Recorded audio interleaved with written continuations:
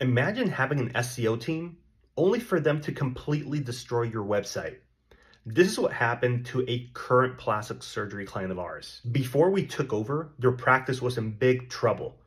Their website was painfully slow, the traffic was tanking, and worst of all, their own SEO team was sabotaging them. On purpose, by the way. I don't know why someone would do that intentionally, especially to a client. Needless to say, they fired them immediately. So they got down to a few hundred website visitors per month.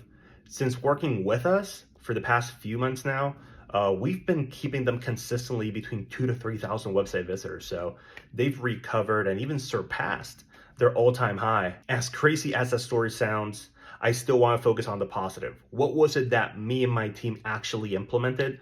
What were the levers that we pulled, the strategies that we implemented that really allowed them to surpass their all-time high? So after fixing everything that was broken and what the other team actually sabotaged, the first thing we focused on was improving their website speed. Google hates slow websites. So if your site is taking forever to load, they're just going to bury it. And on top of that, but most importantly, people that visit your website are going to immediately leave. So you're going to see an increase in bounce rates, a decrease in conversions, and of course, in traffic. By simply fixing that without going deep into content strategies, you're naturally going to see an increase in website traffic and people converting, and of course, in more consultations and therefore more revenue. The second thing we did was create patient-focused content that's SEO optimized. Design-wise, her website looked great, but there wasn't enough information to start ranking for. And she thought that having a lot of before and afters was going to actually make up for that, which, to be fair, it is a very common misconception. So after optimizing her site, we started creating content people actually wanted to read. She started showing up for questions, phrases, and keywords that people were actually searching for. This includes long tail keywords, high buying intent keywords and phrases,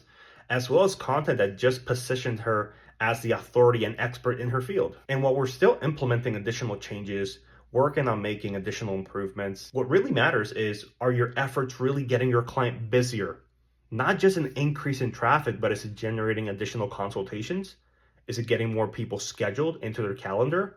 And most importantly, is it generating revenue?